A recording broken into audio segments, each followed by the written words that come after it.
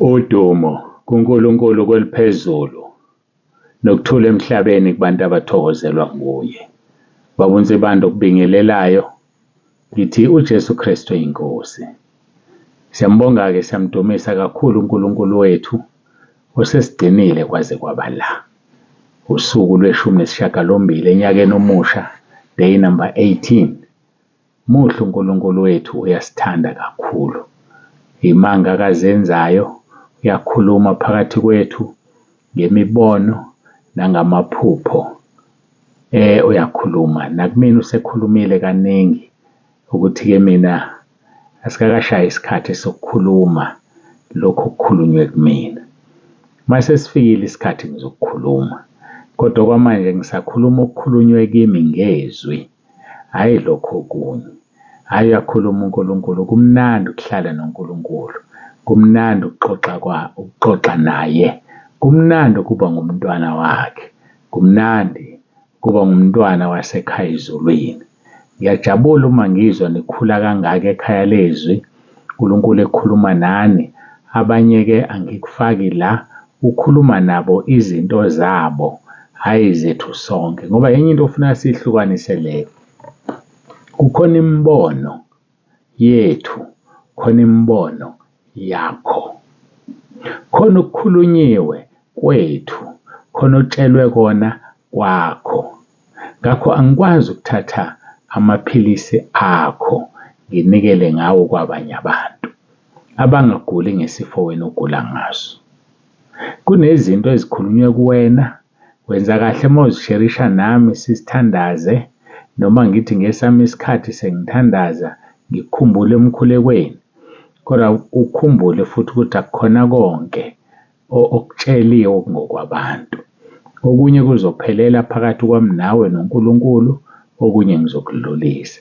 Kodwa okungijabulisayo ukunibona nikhula kumoya, ukunibona nikhule ekumazini uNkulunkulu, ukubona uthando enimthanda ngalo, ukubona ukuzimisela kwenu. Yebo-ke bakhona labo, kodwa ngeke sigxileke kubona. Kodwa nje ngiyabonga, umoya wami uyajabula.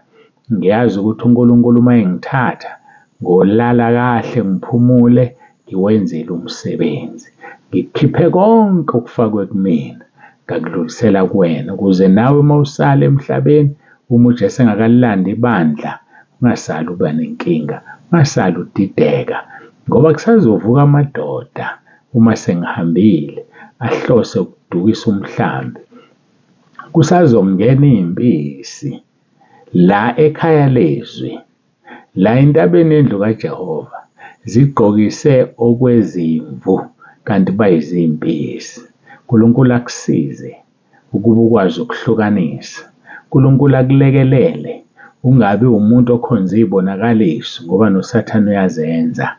Iyodwa into angakwazi ukuyenza uSathane, uyizwi, ukukhuluma izwi, ukwenza izwi, namathela ezwini, funda iBhayibheli, yenza lokhu uNkulunkulu akushoyo kuwe, ngoba uzohlulelwa wena ngakho. Hawu, siyambonga uNkulunkulu wethu, uyasithanda. Hayi cha, mina ngijabule nje kulo mkhosi kakhulu ukubona nikhula ngendlela enikhula ngayo. Futhi uNkulunkulu useshilo wathi lezi zinto esizicelayo usesinikile zona, kuphela ukuthi azizuvela ngesikhathi esifanayo kubo bonke abantu, kodwa usesinikile zona. Okwethu ukuhlala kuye, singasuki simlalele. Khumbula, okokuqala sikhulekela ukukhula kumoya, spiritual growth. Okwesibili, sikhulekela ukukhula ekumazini, spiritual knowledge. Okwesithathu, sikhulekela ukuphenduka okusuka ngaphakathi, repentance from within. Okwesine, sikhulekela ukungcweliswa ngezwi, ngoba izwi lakhe liyiqiniso, sanctification by the word, because his word is the truth. Athi uJesu, I am the way, the truth and the life. No one will come to the Father but by me. Number 5, unity in Christ, ubunye kuKristu. Njengamanje-ke sathi sidila nephuzu lesithathu, ngiyakholwa, ngiyamthemba uNkulunkulu uzosiqhuba sikwazi ukuwaqedela onke. siyazi, siqonde, si-understand into esikhulekelayo. Ungakhulekeli into ongayazi. Kodwa sesinikiwe, abanye sebenakho ukuthi abakuboni ngoba abakwazi, kanti abanye kuseza kusesendleleni kulindele ukuthi wena zingcwelise, lungisa indaba yakho noNkulunkulu. Okumnandi khonza uNkulunkulu ophilayo. Kuyoba mnandi ngale kwethuna esesesula inyembezi zethu. Kuyoba mnandi ngale kwethuna sesithwala imiqhele yethu. Bayeke basihleke, bayeke basho konke abafisa ukukusho. Hhayi mina bangasho noma yini abayithandayo, bangakhela umqhele uthi uJesu nibusisiwe nxa benithuka bekhuluma konke okubi ngani, ngoba umvuzo wenu mkhulu ezulwini. Siyabonga. Angibonge kubefundisi abasekhaya lezwi, abangithwele ngemkhuleko, abalekelelayo, abakhulumayo, abasixhasayo. Siyabonga kakhulu. Ngibonga intobeko yenu. Baningi abefundisi asebephumile. Akhisho ukuthi ufuna ukusherisha iplatform naye, ufuna ukushera izwi naye, kanti ikhaya lezwi lihlukile ngendlela emangalisayo. Kodwa wena ukhona, uthobile. Ngibonge kumanxusa asikhulekelayo. Ngibonge kubo bonke abakhulekayo bekhulekela leli khaya lezwi, noma ngaba kalona inxusa, noma bakayena umfundisi kule position akuyona, noma ngaba kana position, kodwa uNkulunkulu ukubekile wathi khulekela umndeni wakwaNzibande. Siyabonga bafowethu kakhulu. uNkulunkulu anibusise, anibiyele, anigcine ngendlela engibona ubunye uNkulunkulu ebufaka ngayo phakathi kwethu, ngendlela engibona nikhula, niphenduka ngaphakathi. Uma ngilalela abanye benu belungisa indaba yabo noNkulunkulu kulezi insuku sisemkhosini, yaqhuma inhliziyo yami, ngijabule, ngithi Nkosi ngiyabonga uma bezisola abantu ngobubi babo. Ngiyabonga uma bekufuna ngale ndlela. Abanye bamfuna ngenyembezi uNkulunkulu, thinteke inhliziyo yami. Ngiyabonga kakhulu. Hlala-ke kuJesu, ungathi usuwubambile umqhele ngesandla esisodwa, usathana kwephuce, ugcine ungasawubambi ngazo zombili kwelizayo. Ubambisisa lokho okunikeziwe. Bambisisa lokho asifundisa khona uNkulunkulu kulezi insuku. Bambisisa, ngiyacela. Busisiwe ozwayo lokhu umoya kukhulumayo ekhaya lezwi. Busisiwe ozwayo lokhu umoya kukhulumayo ebandleni. Masihlaleni kuJesu, simkhonze, sihlaliswe kwevila, ngoba sizobe sikhethe kahle, sakhetha isabelo esingayokwaphulwa sona. Mazwi kaJesu ewatshela uMariya ngesikhathi uMartha ecomplain. Mntaka baba, asiyibambe ishisa. Kuyoba mnandi ngale kwethuna sesisula inyembezi. Ulamba kusekho, ukugula kukho, sobe simdumisa imini nobusuku. Ngiyabonga. Ngiyacela ngigoqe ngikhuleke. Ngizogcina ngasakhulekile. Kumnandi, zimnandi zasekhaya ezulwini. Woza sibambane ngesandla, sihambe siyekhaya ezulwini. Woza, nawe uthwele kanzima, woza. Jesu uzokwethula umthwalo, woza. Ngiyakumema ngawo lo mzuzu. Ngithi uJesu Kristu uyinkosi. Asigoqe sikhuleke.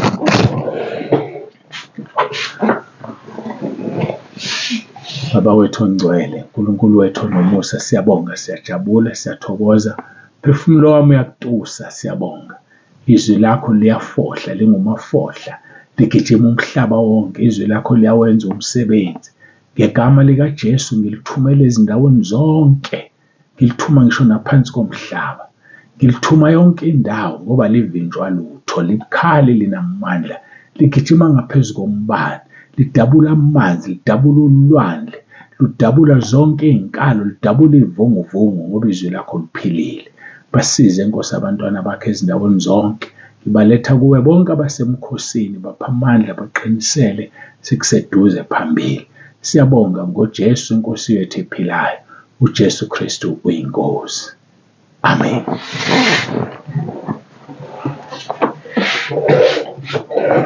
Siyambonga-ke, siyamdumisa uNkulunkulu wethu kakhulu bangcwele. Siyambonga kakhulu, unguNkulunkulu oluthando, uNkulunkulu ophilayo, uNkulunkulu oyikho konke. Asifunde izwi lenkosi laphaya encwadini yezenzo chapter 17 uverse 29 kuya ku-31 kufundeka kanje. Verse 29, ngakho lokhu siyinzalo kaNkulunkulu, akufanele ukuba sithi ubuNkulunkulu bufana negolide noma nesiliva noma itshe. Abanye yazi bayakusho lokhu, kuthiwa akufanele ngoba singabantwana bakaNkulunkulu. Abanye abakusho ngomlomo, bakusho ngezenzo. Ukuthanda imali kunoNkulunkulu, ukugijimisa imali ngegama likaJesu, ushintshile wabuthatha ubuNkulunkulu wabufanisa negolide, wabufanisa nemali, wabufanisa netshe. Anything that is more valued to you than God himself and his son Jesus Christ and the Holy Spirit, kusho ukuthi wena usubuthathile ubuNkulunkulu wabenza leyo nto. Ungabuthathi ubuNkulunkulu benze into. Cha, ungayenzi leyo nto. uNkulunkulu nobuNkulunkulu bakhe buhlukile, bungeqhathaniswe nalutho, bungelinganiswe nalutho.